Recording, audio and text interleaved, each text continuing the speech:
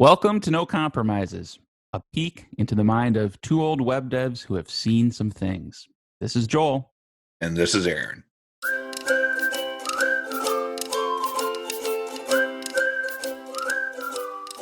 I don't think I've ever met a developer specifically that's like, you know what? Every day I sit down and plan I'm going to do this and I get it all done. And every week I finish everything on my to-do list and I'm just really on top of everything. And Aaron, not even you. Oh, damn. I could see you gearing up, and I'm like, no, not even you. I was trying to remember the year we met. I was like, you don't remember meeting me in 2007? I could anticipate it. And it's really, honestly, I don't think it's specific to developers. I think just in general, there's always more work to be done or more things we want to accomplish than we can get done. But I thought I'd bring it up this week, specifically around developers, because that's what I am. And that's kind of like the people I know. And just talk a little bit about some tips around time management and even just like mental attitude that I think can help overcome some of the negativity we may feel, or like the defeatist approach, like, oh, I'm never going to get this done anyways. And it can kind of weigh on you if you let it. So I guess the first thing, I know we've talked about in the past how we plan projects, but to get a little bit more specific, like the way I the way I plan out a week, because it could, I think this is probably the first tip is try to minimize the number of decisions you have to make as to like, what should I work on next?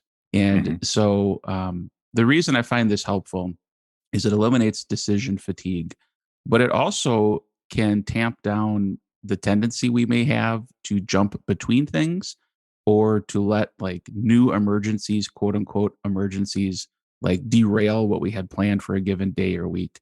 And so I have a weekly routine at the start of the week. I kind of know what I want to accomplish. And maybe there's several things I want to accomplish. I'll even rank those like, well, if I only got one of these things done this week, this would be the one. And I kind of sort them that way. And very often I will look at it and I'm like, you know what? These four things will never happen this week. Maybe I should drop that to three. And Aaron, what would you say? You'd say, no, drop it to one, right? No, I was going to say very often you'll look at your list and say these four things. Whenever me and you talk, you're like, these are the four things I'm going to get done. And then I'll be able to do some more things. I'm like, no, you do one or two of those possibly. It's true. So continue to lie. I mean, continue to explain.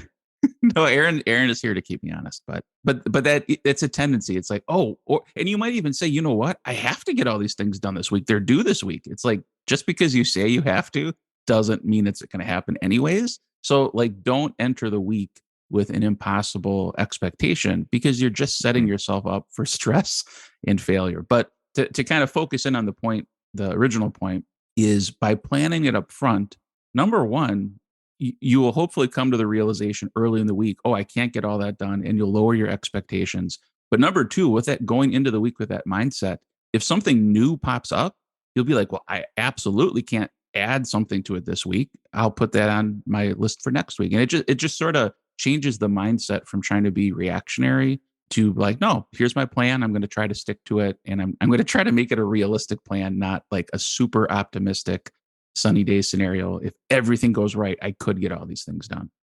I just had an idea and I kind of want to derail your topic here a little bit. Please. But it's super important. So one of the things that makes a developer not great and not fulfill their potential is panic and being rushed. Right. Yeah. And so you might start thinking, well, I'm working at this job or I'm working for these clients and I have to get these things done. So that's how I always thought too, because I'd hear people tell you like, oh, just prioritize. And if you don't get everything done, it's fine. And I'm like, you don't understand. If I don't get everything done, my boss is going to fire me. I won't have any money.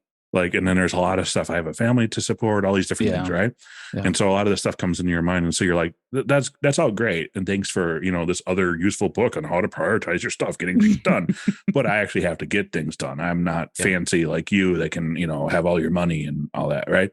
And so one of the biggest things that I wish I would have done sooner, and everyone talks about it, at least in circles I've been around. And I never could discipline myself to do it. And turns out once I took a little bit of a sacrifice and disciplined myself for a couple of months, my life had changed. Hmm. And that was to actually develop an emergency fund. Okay. So some actual money. And for a little while, like I spent nothing and it was horrible. And I was 3, 4 months in saving and going like, and this was a while ago, but I was like, I can't believe I'm doing this to myself. This isn't what life has to be, right?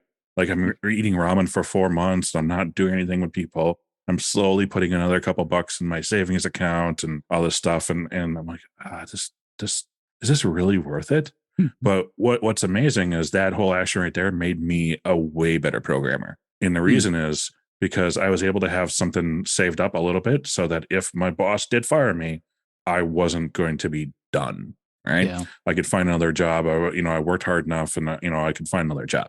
Now, finding another job within 2 weeks, if you're living, on your paycheck to paycheck, it's basically impossible. Like, how do you get the Sure. money? Yeah.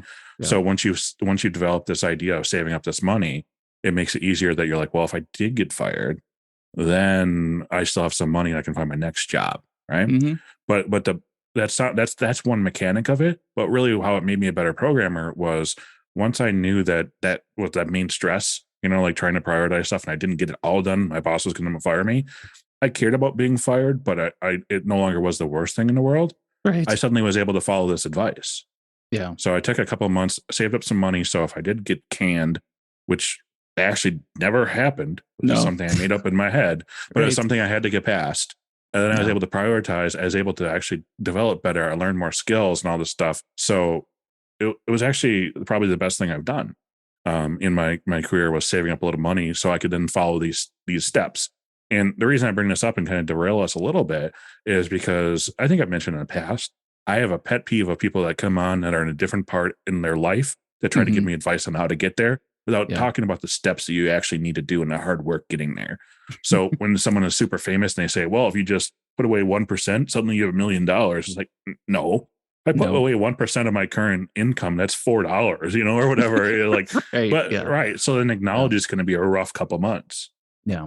No, it's a fair point, and I think what I was going to ask you, but I think you kind of hinted at it, is like the reality wasn't you were about to get fired or you were going to get fired. Like it would have to be a pretty bad boss or client if you actually worked your hardest and you couldn't accomplish everything that was thrown at you that they fire you for that. Like it's through no fault of your own, right? Like, unless they expect you to work 80 hours or something crazy, but just even if it's irrational fear, you're saying like sort of conquering that by having a little bit of a cushion Mhm. helped you to like banish that irrational fear and just focus on doing the work and not sweating so much like what might happen if I don't get this done this week.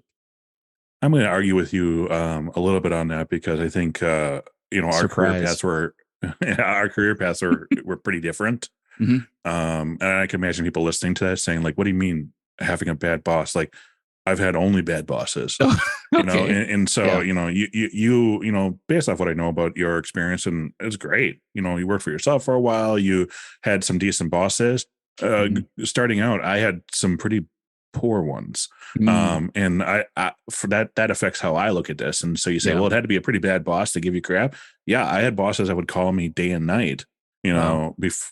about this kind of stuff, and so I think you have to remember that there's a lot of different scenarios there. So that's Hmm. why when you say, well, they wouldn't have fired you, I'm like, yeah, my first technical job, it was kind of not adjusted, the place was, Hmm. but I got fired 3 times by the same owner who it was a partnership with the other owner fired me or brought me back that night. So Okay. I'd get fired during the day and I got brought back that night. And like that is Wow. a thing that happens, Yeah, that sounds because it pretty was bad. it was tech support and I wasn't hitting the numbers that they wanted, but it was because I was spending a little bit more time with Hmm. customers to make sure the problem was solved than getting them off the phone. And so I guess my point is like I don't want to ever like downplay that, like, oh no, there are really tough situations. And Yeah. especially when you're first starting out, you get in situations where you don't have a choice. And yeah, it might be a bad boss, but there are a lot of them. There's a lot of people that shouldn't be bosses that are. So, depending on your circumstances, it actually may not be a completely irrational fear that, like, Yeah. if somebody shovels like all this work on you and you can't get it done because it's not realistic, they could still hold you accountable for that. Yeah, and I think that happens a lot. A lot. I mean, I've heard lots of horror stories about that too.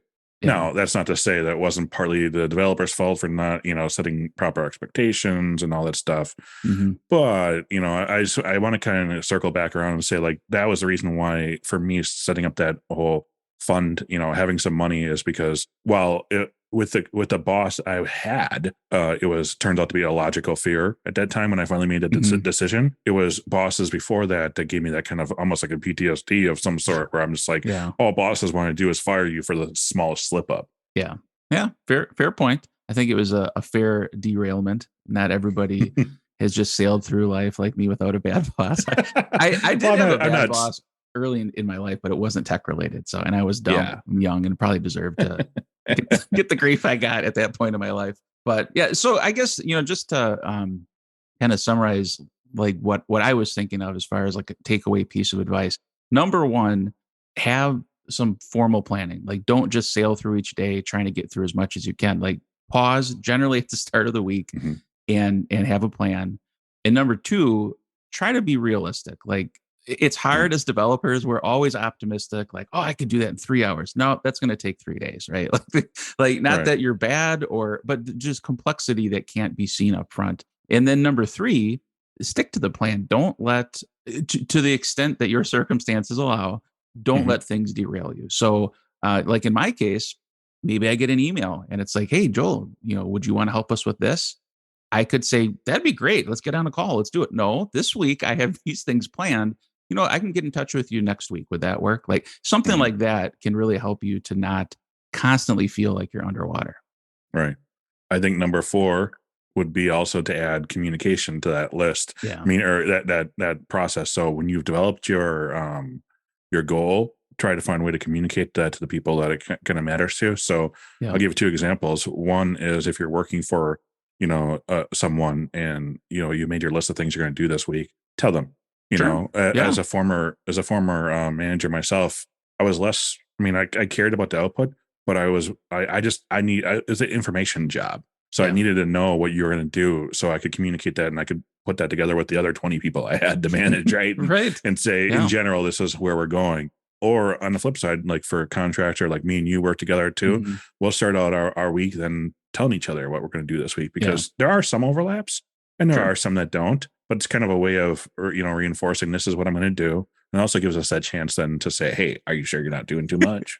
That doesn't sound realistic. Maybe you want to do half that amount. I've maybe heard that once or twice from you, Aaron. Yeah. This week. Yeah.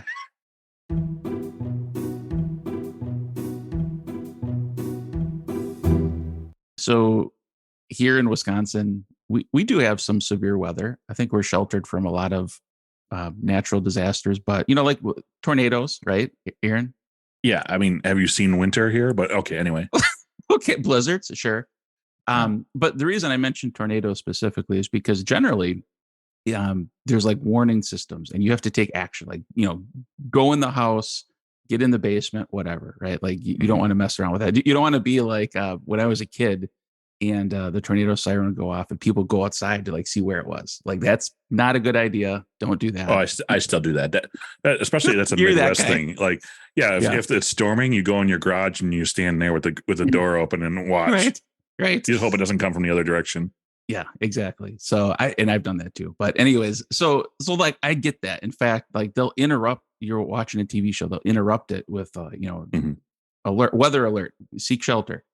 But last week there were some thunderstorms and there were some high winds, but they interrupted TV to be like, it's storming outside.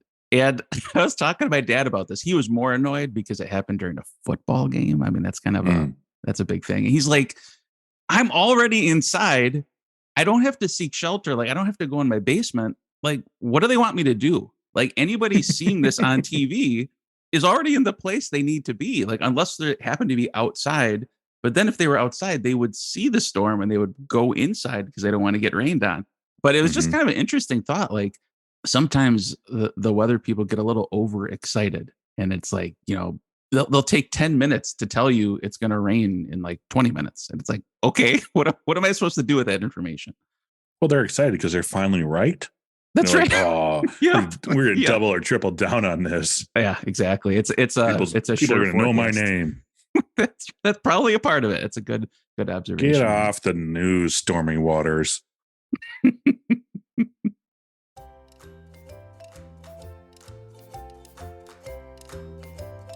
Are you curious what we've been working on or want to know about our most newest updates?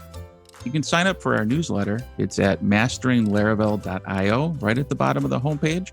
Plop in your email address and you'll get all the great news.